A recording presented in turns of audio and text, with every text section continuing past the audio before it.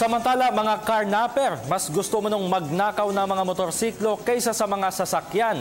Batay po yan sa statistika ng PNP Highway Patrol Group. May report si Alvin Baltazar.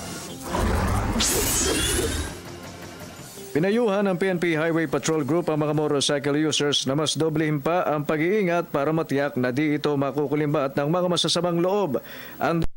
Ito ang lumalabas na mas paboritong takayin ng mga kabataan dahil na rin sa halos kawalan nito ng safety features. Ayon kay PNP HPG spokesperson Superintendent Oliver Tanseco, sa unang 6 na buwan ng taong 2015, nasa 4,881 ang mga motorsiklo ang natatangay kumpara sa 586 na insidente ng pagtangay sa mga motor vehicle. Pinakamataas pa rin ang National Capital Region sa mga naitalang motorcycle napping na nasa 1,008 na sinundan naman ng Region 3 na nasa 810 at Region 4A na nasa 732.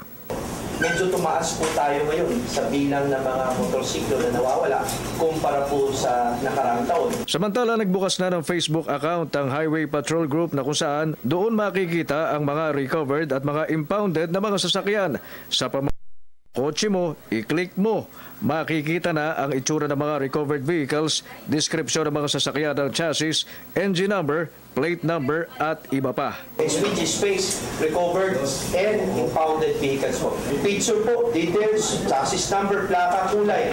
At ang pinakauli po, abiso kung saan po kayo pupunta para mabawi nyo na yung nawawala nyo sa sasakyan. Sa pagbawi naman ng sasakyang nakarnap, sinabi ni Tanseco na kailangan lamang ng may-ari na magpresenta ng original copy ng official receipt at certificate of registration, identification card at duplicate key ng inyong mga sasakyan upang ito'y ma-release ng PNP HPG. Para sa Telebisyon ng Bayan, Alvin Baltazar.